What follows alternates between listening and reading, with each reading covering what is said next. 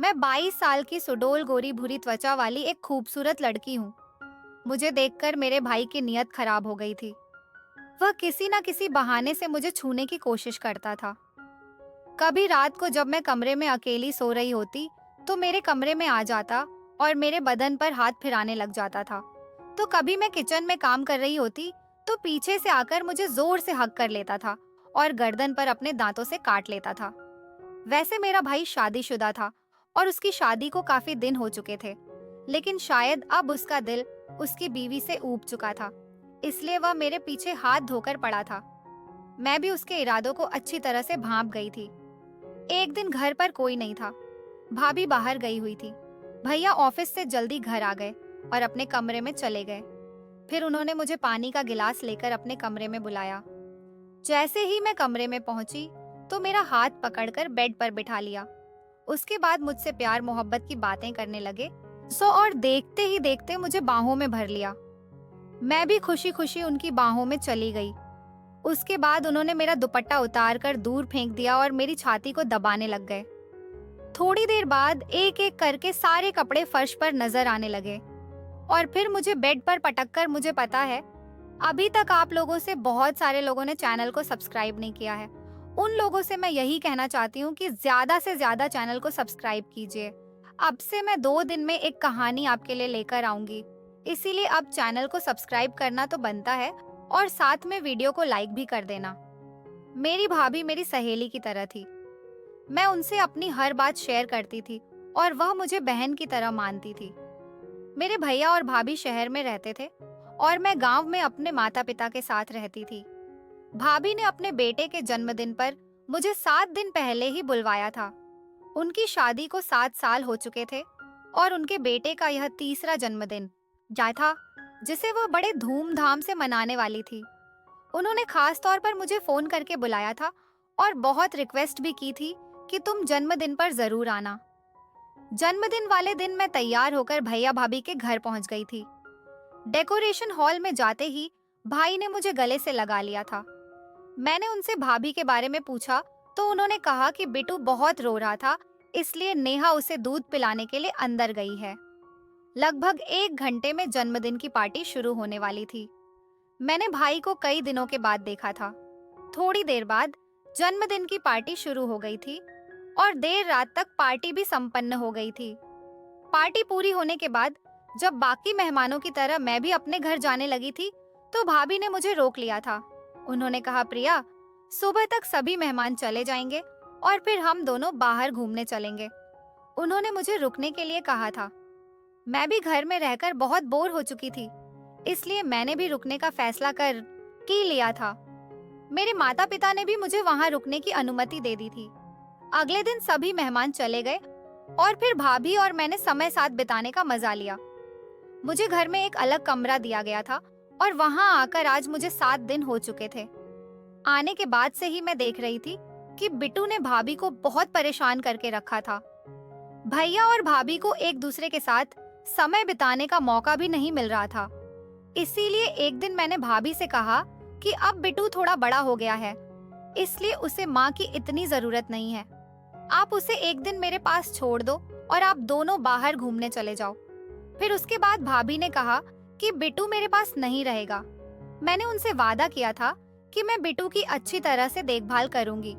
फिर मुझ पर भरोसा करके भाभी अगले दिन भैया के साथ बाहर चली गई थी। उस दिन बिट्टू पूरे दिन मेरे पास था। मैंने उसे बहुत अच्छे से खिलाया था और शाम का घर का खाना भी बना दिया था। उस दिन बिट्टू मेरे पास बहुत खुश जो होकर रहा था। शाम को 8 बजे भैया भाभी घर लौटे थे और भाभी बिट्टू को मेरे पास खेलते देखकर हैरान रह गई थी। उसके बाद फिर भाभी ने कहा, प्रिया, तुमने तो एक ही दिन में बिट्टू पर जादू कर दिया। बिट्टू अपने माता पिता के पास भी इतने शांत से नहीं रहता जितना प्यार और खुशी से तुम्हारे पास रहता है। बिट्टू वास्तव में मेरे साथ बहुत खुश था। रात को सोते समय भी बिट्टू जिद करने लगा था कि वह मेरे पास ही सोएगा। उसकी जिद के कारण मैं भाभी के कमरे में ही सो गई थी और भाभी मेरे कमरे में सो गई थी। आधी रात को अचानक मुझे अपने शरीर पर किसी का हाथ महसूस हुआ। पहले तो मुझे लगा था कि वह बिट्टू होगा, लेकिन धीरे धीरे मुझे समझ में आया कि यह किसी बच्चे का हाथ नहीं था, बल्कि किसी बड़े आदमी का हाथ था। जब मैंने उठकर देखा तो सामने भाई खड़े थे। आधी रात को वे मेरे शरीर पर हाथ क्यों फेर रहे थे, ये मुझे समझ में नहीं आ रहा था। खैर, मैंने उनसे पूछा, क्या हुआ भैया? जी तब उन्होंने मुझसे माफी मांगी और अपने कमरे में चले गए। अगले दिन भी ऐसा ही कुछ हुआ था। आधी रात को भाई मेरे कमरे में आए और मेरे शरीर पर हाथ फेरने लगे। आज तो उन्होंने स्पर्श ऐसी जगह पर किया था जिससे मैं सहम सी गई थी और मैं पानी पानी हो गई थी। उनके इस बर्ताव के कारण मैं उनके कमरे से बाहर निकल गई थी।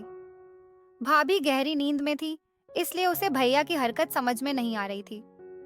जैसे ही मैं उनके कमरे से बाहर आई तो भाई भी मेरे पीछे आ गए थे। मैंने उनसे कुछ कहने की कोशिश की, तभी उन्होंने कहा, सॉरी प्रिया, मैंने तुम्हें नेहा समझ लिया था। रात के अंधेरे में उनसे गलती हो गई होगी, इसलिए मैंने उन्हें माफ कर दिया था और फिर से अपने कमरे में सोने चली गई। कुछ दिन बीत गए थे और बिट्टू मेरे साथ बहुत घुल मिल भी गया था। एक दिन सुबह नाश्ते के समय मैंने भाभी से कहा, भाभी अब मुझे घर जाना चाहिए।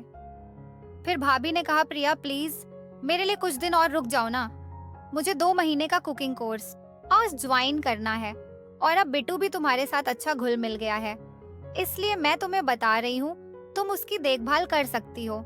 अगर तुम ऐसा करती हो तो मैं निश्चिंत होकर अपना कोर्स पूरा कर लूंगी। नेहा, पिछले 3-4 महीनों से मैं ये कोर्स करना चाहती थी, लेकिन बिट्टू किसी के पास भी नहीं रहता था। अब जब तुम यहाँ हो तो मैं अपना कोर्स आराम से कर सकती हूँ। कुछ ही दिनों की तो बात है, दोपहर में 2 घंटे का मेरा क्लास होगा और बाकी टाइम फिर मैं घर पर रहूंगी। भाभी मुझसे विनती करने लगी थी। तभी भैया भी बोले, प्रिया तुम नेहा को अपनी दोस्त कहती हो ना, तो अपनी दोस्ती के लिए इतना भी नहीं कर सकती हो? क्या तुम अपनी भाभी के लिए कुछ दिन और रुक नहीं सकती हो? और ये उनका आग्रह बढ़ता जा रहा था, इसलिए मैंने वहां रुकने का फैसला कर लिया था। मैंने उन दोनों को हाँ कहा। फिर भैया ऑफिस के लिए निकल गए थे। उनके जाते ही भाभी ने मुझे गले लगा लिया था और उन्होंने मुझे थैंक्स कहा कि तुम्हारे सहयोग से मैं अपना कोर्स पूरा कर सकूंगी। यह कोर्स कुछ ही दिनों का है। एक बार जब मैं कुकिंग सीख गई तो धीरे धीरे अपना खुद का बिजनेस खड़ा कर लूंगी। भाभी की खुशी देखकर मैं भी खुश थी। एक दिन दोपहर को भाभी अपने क्लास के लिए गई हुई थी और बिट्टू उस समय मेरे पास था। अचानक वह रोने लग गया था। मुझे लगा कि बिट्टू को भूख लगी होगी, तो मैंने उसे दूध पिलाने की सोची और दूध लेने के लिए मैं किचन में आ गई थी।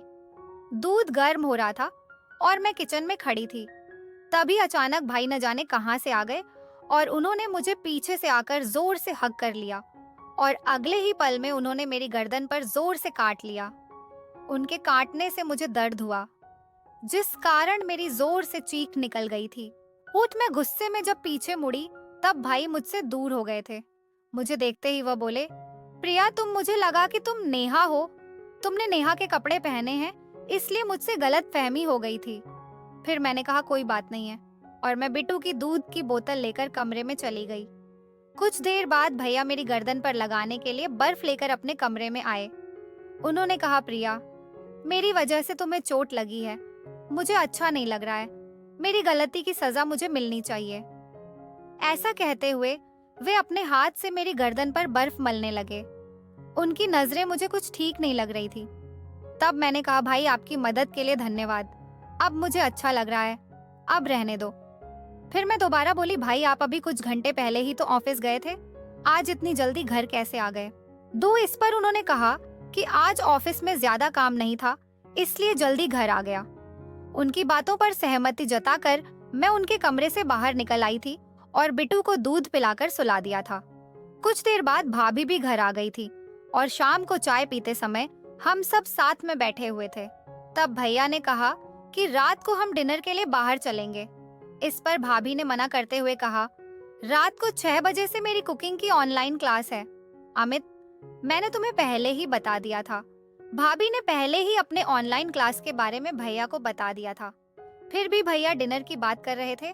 इस पर भैया ने कहा, नेहा तुम सिर्फ अपने बारे में मत सोचो, अगर तुम डिनर पर नहीं जा सकती हो कि तो मैं प्रिया को बाहर ले जाता हूँ। वह पिछले कुछ दिनों से हमारे लिए कितना कुछ कर रही है, ये आने के बाद से घर में ही है। प्रिया को भी कभी बाहर जाना चाहिए। भैया ने अपनी मीठी बातों में भाभी को इस कदर फंसा लिया था कि भाभी को उनकी हर बात सही लगने लगी थी। फिर भाभी ने कहा, प्रिया, तुम्हारे भैया सही कह रहे हैं। तुम सच में हमारी बहुत मदद कर रही हो। तुम घर में बोर हो गई होगी। शाम को तुम अपने भाई के साथ डिनर पर जरूर चले जाना। शाम को भैया मेरे कमरे में एक 1 पीस ड्रेस लेकर आए थे। फिर उन्होंने कहा, हाँ, डिनर पर जाते समय यह ड्रेस पहन लेना। यह ड्रेस नेहा ने तुम्हारे लिए भेजी है। भैया की बातों में मुझे दम लगा था। मुझे महसूस हुआ कि भाभी के नाम पर उन्होंने अपनी पसंद की ड्रेस मुझे लाकर दी है। फिर उसके बाद डिनर का समय हो गया था, इसीलिए मैंने वह ड्रेस ली और तैयार हो गई। जब मैं तैयार होकर बाहर आई तो भाभी ने कहा, अरे वाह, तुम तो अपने भाई के साथ डिनर पर जाने के लिए बहुत उत्सुक लग रही हो। भाभी की बातों से लगा था कि शायद यह ड्रेस उन्होंने नहीं भेजी थी।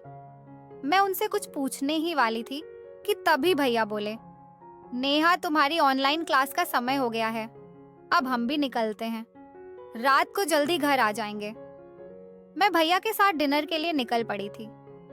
भैया मुझे जिस होटल में ले गए थे, वहां मुझे परिवार के लोग कम और जोड़े ज्यादा दिख रहे थे। वहां का माहौल भी बहुत ही रोमांटिक था, लेकिन मैं अपने प्रेमी के साथ नहीं, बल्कि अपने भाई के साथ डिनर पर आई थी। फिर माहौल चाहे जैसा भी हो, मुझे क्या करना था, यह सोचकर मैं आगे बढ़ गई। भाई ने मेरे गले में हाथ डालकर होटल में प्रवेश किया था। डिनर करते समय भी वे बार बार मेरी खुली टांगों पर भी हाथ रख रहे थे। मैं जितनी बार उनसे दूर सरकती थी, वे उतनी ही बार मेरे पास आ जाते थे। जल्दी से जल्दी डिनर खत्म करके हम घर आ गए थे। फिर रात को मैंने भाभी के कमरे में सोने के लिए मना कर दिया था। उस रात मुझे ऐसा लगा था कि मेरी वजह से भाभी और भैया को एक दूसरे के साथ समय बिताने का मौका ही नहीं मिल रहा है। रात को मैंने भाभी के सामने भैया से कहा, आज आप अपने कमरे में सो जाइए। मेरी वजह से आप दोनों के बीच दूरी नहीं होनी चाहिए। इस पर भैया ने कहा, हमें साथ सोने की कोई जरूरत नहीं है। इतना कहकर वे दूसरे कमरे में चले गए थे। भैया का व्यवहार और बातें यह बता रही थी कि उन्हें अपनी पत्नी में कोई दिलचस्पी नहीं थी। भैया के जाने के बाद मैं भाभी के कमरे में गई। भाभी का चेहरा उदास दिख रहा था। मैंने उससे पूछा, भाभी, क्या तुम्हारे और भैया के बीच सब कुछ ठीक है? भैया तुम्हें पहले जैसा प्यार करते हैं या नहीं?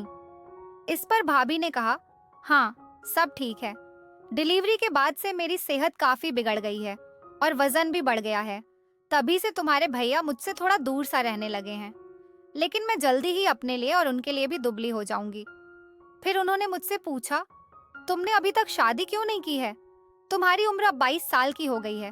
अब तुम्हें शादी कर लेनी चाहिए। इस पर मैंने कहा, मुझे मंगल दोष है।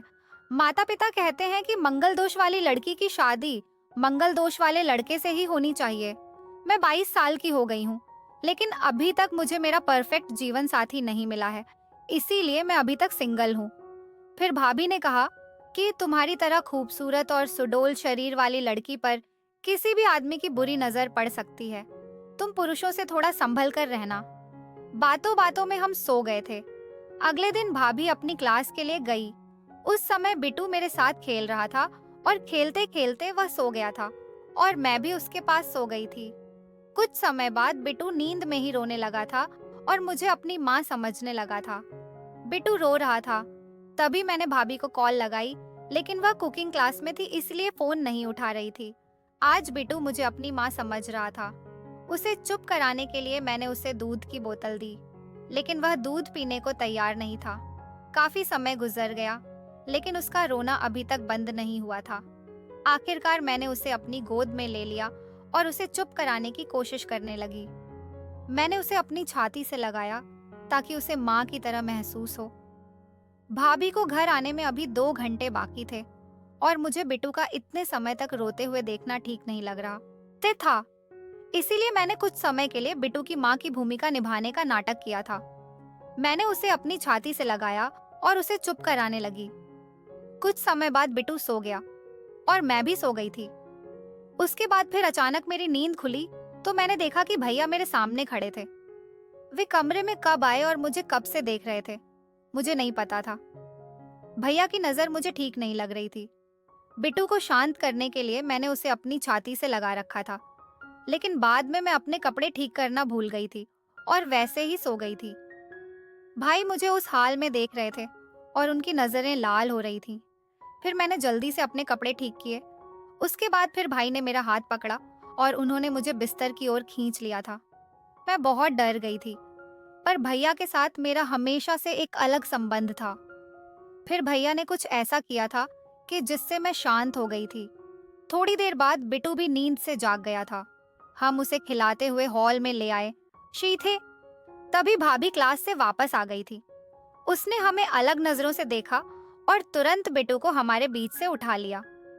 रात को किचन में खाना बनाते समय भाभी का व्यवहार थोड़ा अलग लग रहा था। उसने कहा, आजकल तुम बिट्टू को अपने से ज्यादा जोड़ने लगी हो। उसके पिता को भी अपने से जोड़ने की कोशिश कर रही हो। फिर मैंने उसके कंधे पर हाथ रखकर कहा, आप बिल्कुल भी चिंता मत करो। ना तो आपका पति बुरा है और ना ही आपकी सहेली। इसके बाद भी भाभी मेरे साथ थोड़ा अजीब व्यवहार कर रही थी। खाना खाते समय भाभी ने कहा, वो आज मेरी क्लास का आखिरी दिन है और जब उसकी क्लास खत्म हो जाएगी तो मुझे अपने घर जाना होगा। भाभी की बात सुनकर भैया का चेहरा पीला पड़ गया था। मैं भी घर नहीं जाना चाहती थी क्योंकि भैया और मेरा रिश्ता अलग होने लगा था। मुझे यकीन था कि भैया कोई ना कोई रास्ता निकाल ही लेंगे, क्योंकि वे मुझसे इतने आकर्षित हो गए थे कि मुझे जल्दी से जाने नहीं देंगे।